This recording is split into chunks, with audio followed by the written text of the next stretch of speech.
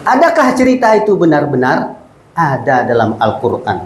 Silakan Pak Haji Mustaqim, kita dengarkan dalam Quran surah Al-Qasas. Al-Qasas itu artinya cerita-cerita yang menceritakan tentang kenabian.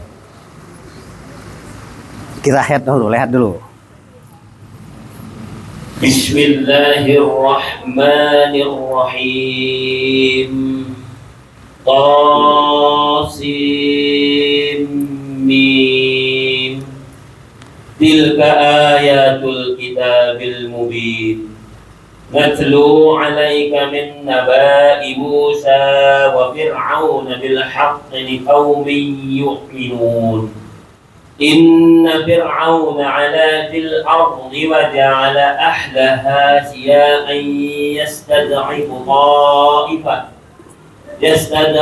ta'ifatan minhum yudabbihu abna'ahum wa yastahyi nisa'ahum innahu kana minal mufsidin. Qasim mim. Ini ayat-ayat kitab Al-Quran yang jelas dari Allah. Kami membacakan kepadamu sebagian dari kisah Musa dan Fir'aun dengan sebenarnya untuk orang-orang yang beriman. Sungguh, Fir'aun telah berbuat sewenang-wenang di bumi dan menjadikan penduduknya berpecah belah. Dia menindas segolongan dari mereka, Bani Israel. Dia menyembelih anak laki-laki mereka dan membiarkan hidup anak perempuan mereka. Sungguh, dia Fir'aun termasuk orang-orang yang berbuat kerusakan. Maha benar Allah dengan segala firman-Nya. Terima kasih Ibda ya Pak Haji Mustaqim yang telah menceritakan, membacakan surah Al-Qasas, artinya cerita. Jadi cerita itu sudah diabadikan oleh Allah dalam Al-Quran. Inti daripada yang dibaca tadi, pertama, bagaimana perjuangan Musa melawan Raja Fir'aun. Dikisahkan di situ. Sebetulnya tidak masuk akal. Tidak masuk akal. Musa seorang pengembala, tidak punya kekuasaan, tidak punya bala tentara, tidak punya, jelas tidak punya duit, tidak punya pasukan yang bersenjata, tidak punya sedikit pengikut melawan Raja Fir'aun yang punya kekuasaan, yang punya bala tentara lengkap, yang punya persenjataan canggih waktu itu, bisa dikalahkan oleh Musa dengan kekuasaan Allah. Makanya dalam ayat pertama, liqaumi yu'minun, hanya untuk orang yang beriman. Bagi Allah mudah sekali untuk menjadikan orang itu terpuruk, naik, sukses, tidak sukses. Bayangkan 17 Agustus kemarin kan, kita melihat enggak video orang merayakan 17 Agustus.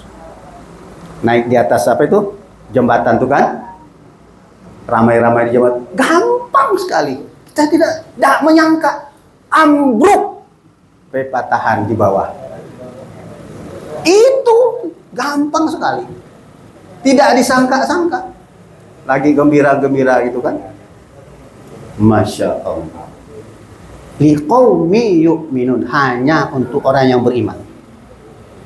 Nah, apa senjata Musa menghadapi penguasa Mesir waktu itu? Apa? Kekuatannya hanya mulut. Door to door dia mendakwahkan ketauhidan ya. Dengan bantuan Nabi Harun. Ini hebat. Karena Nabi Musa itu cadel. Ngerti ya Pak? Cadel Pak. Apa ya? Bukan. Pelat. Daan ramus. Ah, bahasa mo tuh tahu. Mo. Daan ramus. Daan ramus. Tahu ingat daan ramus sih. Macam awak dan juga. Pelat. Nah. Jadi timbul bahasa bahasa asli itu. Mengapa Nabi Musa cadel atau pelat? Sewaktu kecil, ya, ini luar biasa. Makanya Nabi Fir'aun itu termasuk penguasa yang zolim, yang membunuh setiap anak laki-laki yang lahir. Pokoknya kalau kedengaran di kampungnya itu ada anak laki-laki yang lahir, algojonya sudah datang langsung dulu. Tapi kenapa Musa ini lepas? Nah, ibunya ditaruh di sungai Nil itu, diketemukan oleh permaisuri istri Fir'aun itu, Aisyah namanya, ya. Katanya sih mukmin itu ya, mukmin. Jadi Fir'aun itu yang paling takut dengan istrinya. Apa kata istrinya? Bapak-bapak takut istri. Rupanya Fir'aun itu kelemahannya pada istrinya. Kenapa dia cadel?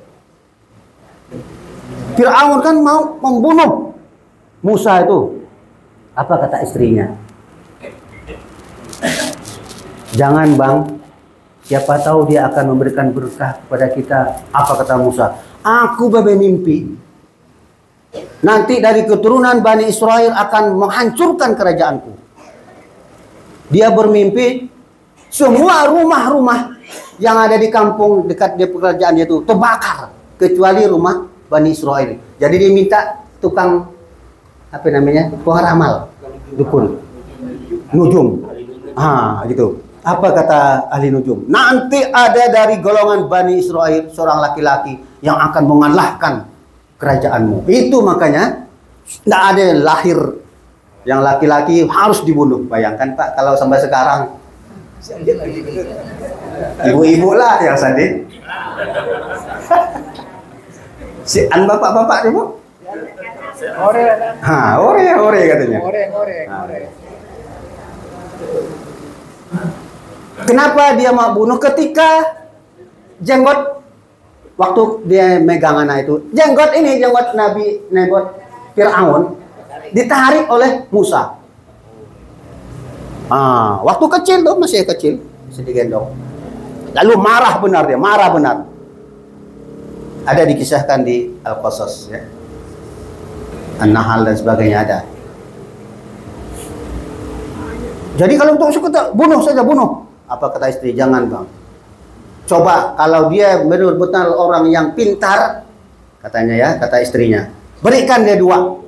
1 kurma, 2 bara api. Jadi kurma, bara api. Kata istrinya, kalau anak ini cerdas yang nanti akan bisa berpikir menghancurkan kerajaan kita, tentu dia pilih yang baik. Entah bagaimana dia.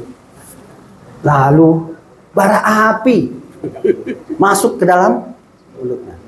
Ceritanya sih memang sengaja juga Fir'aun mengambil langsung masukkan gitu. Tapi dalam riwayat lain memang dia milih.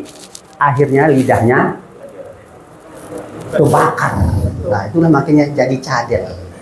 Nah, maka dia perlu bantuan Nabi Harun. Untuk Nabi Harun pandai retorika, pandai. Makanya ada doa supaya kita tidak cadel. Nabi Musa, wa kallamallahu Musa taklima. Allah Musa bercakap-cakap dengan sempurna. Ada doanya tuh. Rabbis rohli sadri wa yassirli amri wahlul uqdatam min lisani